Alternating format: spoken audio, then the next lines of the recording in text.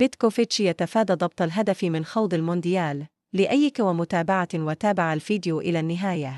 نشط الناخب الوطني فلاديمير بيتكوفيتش بعد ظهيرة الأحد مؤتمراً صحفياً، الأول من نوعه قبل 12 يوماً عن انطلاق منافسة كأس العالم 2026.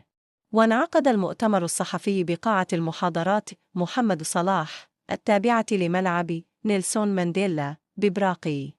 ونبرز لكم في هذا التقرير أهم ما تطرق إليه بيتكوفيتش. تفادى بيتكوفيتش الخوض في ضبط الهدف المسطر بدقة من مشاركة المنتخب الوطني الجزائري في مونديال 2026، وقال إنه سيعالج المنافسة مباراة بمباراة. قال إن كأس العالم ب48 منتخباً أصعب بكثير من نسخة ب32 فريقاً.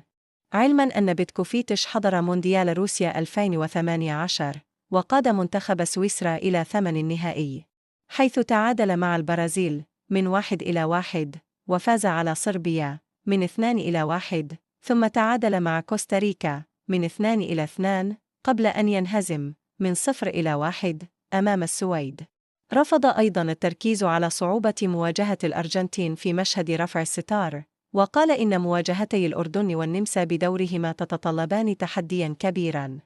أثنى على العمل الذي يقدمه المدرب ليونيل سكالوني مع منتخب الأرجنتين، ووصفه بالمعجزة، في إشارة إلى نيله لقب مونديال 2022 وكأس أمريكا الجنوبية 2021 و2024. علماً أن بيتكوفيتش دربه في نادي لاتسيو الإيطالي ما بين 2012 و2014، وحينها كان سكالوني ينشط مدافعاً.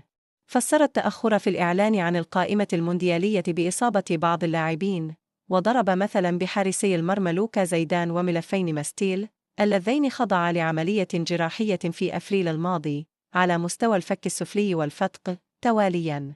وهنا نصل إلى ختام الفيديو، أرجو أن ينال إعجابكم ومتابعة بالتوفيق للجميع.